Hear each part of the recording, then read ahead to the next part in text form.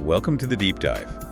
You know, if you, like us, were watching the usual flow of threat intel reports and saw them slow down near the end of 2025, you might have thought the bad guys were taking a long winter vacation. Right. Maybe a break for security teams, too. Exactly. But if you actually looked beneath the surface, the data told a much more intense story. It really did. We saw a huge volume of active exploitation, a lot of successful attacks, and just a serious number of victims right up until midnight on New Year's Eve. So today, we're going to cut through that manufactured quiet and zero in on the final 2 weeks of December 2025. And our mission here is to really analyze the source material you shared and give you a precise picture of who was targeted, how they were hit, and what the most cutting-edge malware out there is right now. But before we dive into all of that, I think we should pause for a second because there was a huge success story right at the end of the year. The defenders are not standing still. Oh, that's such a critical piece of context. You're talking about the massive Interpol action. Yeah, exactly. It resulted in the decryption of 6 major ransomware strains and, hundreds of related arrests all over the world. It proves that these law enforcement efforts are working and that the whole industrialized ransomware model is under enormous pressure. But that pressure is precisely why this deep dive is so important, right? Exactly. We have to understand how the remaining highly motivated groups are pivoting away from those big, clumsy, mass-scale attacks and toward these incredibly sophisticated, stealthy tactics. Tactics designed specifically to bypass the defenses we already have in place. That's it. So this dive will give you the crucial knowledge you need to navigate that exact shift. Okay, so let's unpack this by starting with the most visible threat out there. Ransomware. If we look at the leaderboard for activity in late December, Qilin is still the undisputed king. Still at the top. This is the third consecutive period they've held that spot, dominating with almost, 21% of all activity. Qilin is the perfect example of what you just called industrialized cybercrime. It really is. We're talking about an operation that functions like a well-oiled corporation, not just some loose collective of hackers. They listed well over 1,000 victims on their leak sites by the end of December. 1,000? That just shows an incredible ability to scale attacks. It does, and they're followed by the perennial lockbit at around 14.5%. But the really significant move is SafePay jumping into that number 3 position. Right, accounting for almost 12% of known victims. A huge jump. That scaling is fascinating, but for me, the real insight is in who they targeted. The data shows a massive strategic pivot.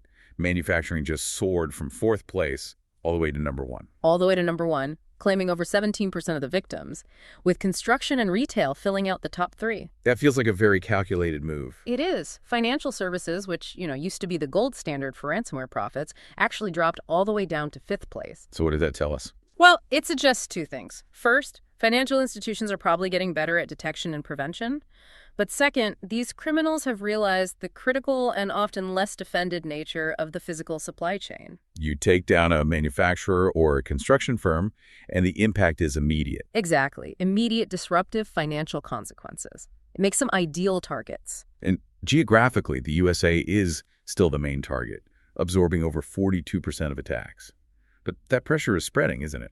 It is. Germany has climbed up to the number 2 spot, and we even saw Spain emerge as a new entry in the top 5. It's definitely going global. Okay, but we have to talk about the most shocking statistic in the entire brief, and that's victim size. Yes, this is the one. We talk endlessly about these huge Fortune 500 breaches, but the data shows the overwhelming focus is on small and mid-market businesses. How small are we talking? Small businesses, so organizations with 500 employees or less, they accounted for a massive 83.11% of all victims in this period. Let's just sit with that number. 83%, that's basically 4 out of every 5 victims. It is, and it completely reframes the risk profile for everyone.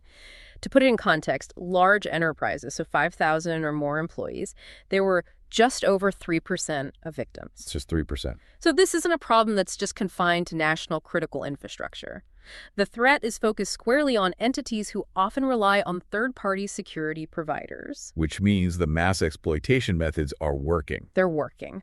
And any security leader listening needs to understand that if you have subsidiaries or partners in that size bracket, they are the primary vulnerability. They are the bullseye. That context sets us up perfectly for the next question. If these targets are mostly smaller businesses, the attackers aren't using massive zero-day exploits every time. So where are the common entry points? Where are defenders failing at the perimeter? Well, the trending adversaries were tracking groups like Evasive Panda, Mustang Panda. They're all showing a clear pivot toward stealthier, longer-term intrusions. Oh, less noise. A lot less noise. They're avoiding brute force and instead relying on techniques that abuse fundamental network processes and trust. Things like DNS manipulation, which is notoriously hard to spot, and very aggressive EDR evasion. And for anyone less familiar, what makes EDR evasion so potent right now? So EDR is your endpoint detection and response. It's the software looking for malicious activity on a computer. But these new methods, they often operate entirely in memory or use techniques designed to look like legitimate system processes. So the EDR just can't see it. Exactly. If it can't see the malicious activity or can't tell it apart from benign behavior, it's basically useless. And that's coupled with things like authentication in the middle or 8M attacks. Which are especially insidious now with the huge push for multi-factor authentication. Precisely. 8M targets the moment after a user successfully logs in, usually by intercepting their session tokens. So MFA confirms who you are at login, but the 8M attack just steals the active session, bypassing MFA completely. Which makes abusing trust channels, like phishing with academic lures or compromising software updates, incredibly effective. And we can see the results of that reflected directly in the vulnerability data. The surge in exploited flaws wasn't on user workstations. It was overwhelmingly targeting network edge devices and management platforms. This is the specific actionable stuff defenders need to hear. It is. We saw high-impact exploitation hitting firewalls from major vendors, FortiGate, WatchGuard Firebox, SonicWall appliances. This is a front door. Front door. But not just firewalls. Infrastructure managers like HP OneView, various Cisco products, even trusted components like ASUS Live Update and MongoDB databases. Wait, but hasn't the perimeter always been a target? What makes this different from, say, 3 years ago? The difference is really twofold. Sophistication and accessibility. 3 years ago, a lot of edge breaches were due to simple, unpatched CVEs. Now we're seeing targeted exploitation of complex, high-privilege systems that control the entire network. So when you compromise the firewall itself, you gain immediate, high-trust access to the internal network. It dramatically increases the blast radius and makes lateral movement so much easier. the low what here is that defenders need to treat their edge devices like they treat their domain controllers. Absolutely. Patch aggressively, restrict those management interfaces, and make sure your critical systems are properly segmented away from that vulnerable edge. That level of sophistication is exactly what we see when we look at the new malware families emerging. The brief details, 6 new strains using just wildly innovative methods across mobile, Mac, and Windows. Yeah, let's start with the non-traditional platforms. On the Android side, we're seeing Cellik. It's an incredibly capable remote access Trojan, a RAT.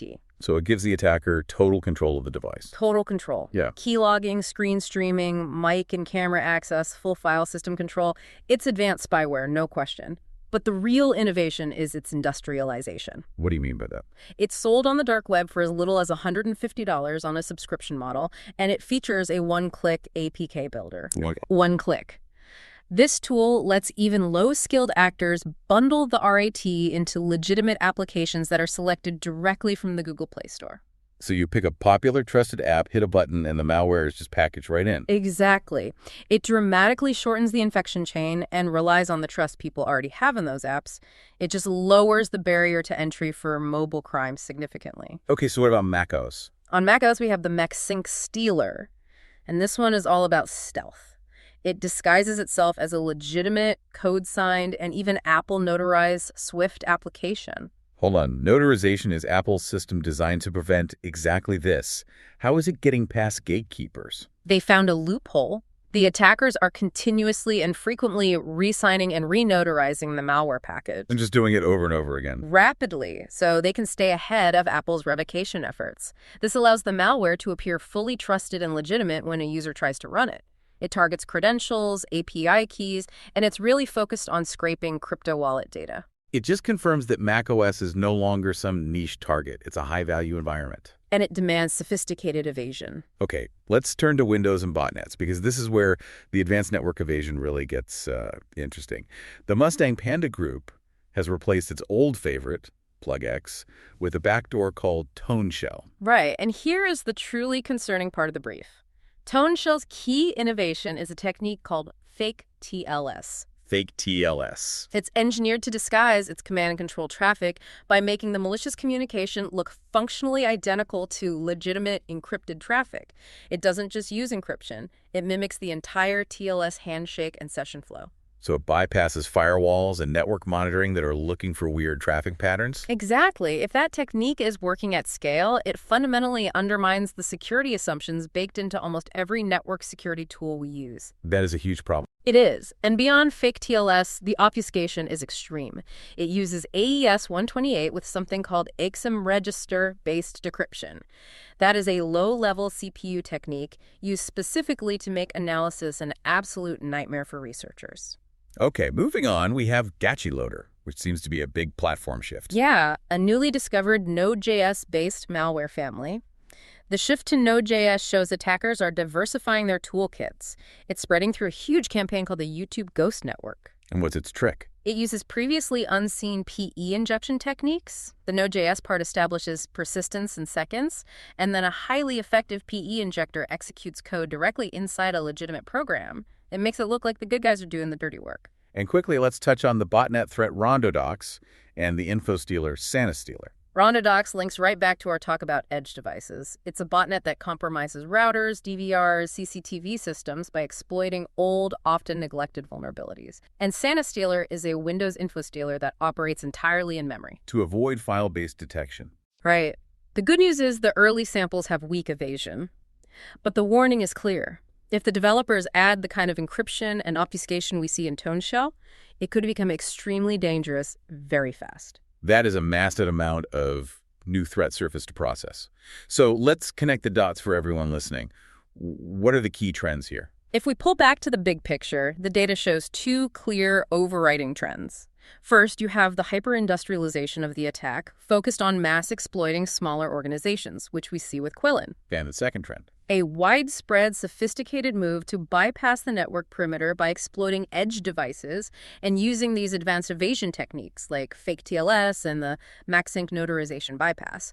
The focus has moved from breaking down the front door to just silently operating inside the walls. But as we said at the start, the brief also highlighted some clear, effective pushback. That's right. Defenders and law enforcement are very active. We saw a confirmation that Amazon disrupted Russian GRU hackers who were attacking edge devices, and the U.S. seized the eNote crypto exchange for laundering ransomware payments. So the fight back is working. Those disruptions are vital, but defense still comes down to core security principles, just adapted for this new reality. And the source brief gives 4 critical recommendations for you, the listener. First, harden identity controls. Absolutely vital with the rise of 8M and credential theft. If session tokens are the new target, our defenses have to be stronger than just a basic MFA login. Second, you have to shift your detection to focus on behavior. File-based detection is failing against this new stuff. And third, secure your DNS infrastructure and retain those logs. That's crucial for spotting those stealthy manipulation attempts. Exactly. And finally, prepare for DDoS-style attacks. While we focused on stealth, brute force disruption is still a popular tool for ransomware groups to apply pressure. So those concrete steps, plus aggressive patching of those critical edge devices, is what's required right now. That's what the data is telling us, yes. We've covered a huge amount of ground today. The unnerving fact that 83% of ransomware victims are small businesses, the advanced stealth of fake TLS, and the shocking ease of deploying Cellik on Android using legitimate Google Play apps. And that raises an important final question for you, the listener, to really think about as you plan your strategy for 2026. Go on. Given the success of malware like MaxSync and Cellik in exploiting the appearance of legitimacy using code signing, official notarization, the Play Store, how reliable is the concept of a trusted channel anymore? That's a great question. What metrics beyond a simple digital signature must defenders and users rely on next to judge if an app or an update is truly safe? Something that pushes us all to think beyond simple validation. Thank you for joining us for this crucial deep dive into the latest threat intelligence. We'll see you next time. Reach out to us at jbyer.com for comments and questions. Follow us at Byer Company on social media, and if you'd be so kind, please rate and review us in your podcast app.